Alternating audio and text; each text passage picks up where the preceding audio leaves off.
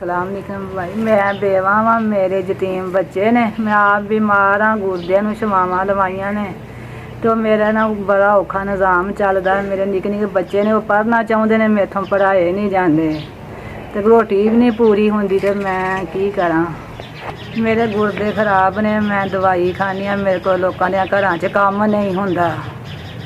मरीज़ बंदा वा, मेरे को लोकां दे घरां दे काम नहीं हुंदे। मैं आप चल नहीं सकदी ते मैं की काम करने ने। दा निज़ाम बड़ा औखा चलन दिया है। जिहा जिन्ने भी मैनूं दित्ता है, अल्लाह ओहदा मंजूर करे, अल्लाह नूं तंदुरुस्ती देवे, अल्लाह नूं नेकी तौफीक देवे। और साडी मदद करदा ओहदी अल्लाह करे। अल्लाह सोहना तंदुरुस्ती देवे ओनूं भी, ओहदे कारोबार च बरकत पावे। अच्छा तुहाडे वल्लों मिल गया, अल्लाह पाक तुहानूं जदा देवे, अल्लाह तुहाडा कबूल करे, अल्लाह सोहना तुहानूं तंदुरुस्ती देवे। तुहाडे माल जान दे विच अल्लाह सोहना तुहानूं बरकत पावे, तुसीं जींदे रवो। राशन तुहाडी तरफों मिल गया है, अल्लाह सोहना तुहानूं तंदुरुस्ती देवे जी। पाक तैनूं तंदुरुस्ती देवे जी। राशन मिलिया, बच्चे खाण दे, तुहानूं दवावां देण दे, तैनूं अल्लाह तंदुरुस्ती देवे। तुसीं फिर अगों गांह भी गरीबां दी मदद करो, अल्लाह तुहानूं इन्ना देवे जी। अल्लाह तुहाडी मदद करे ते तुसीं गांह गरीबां नूं दवो ना।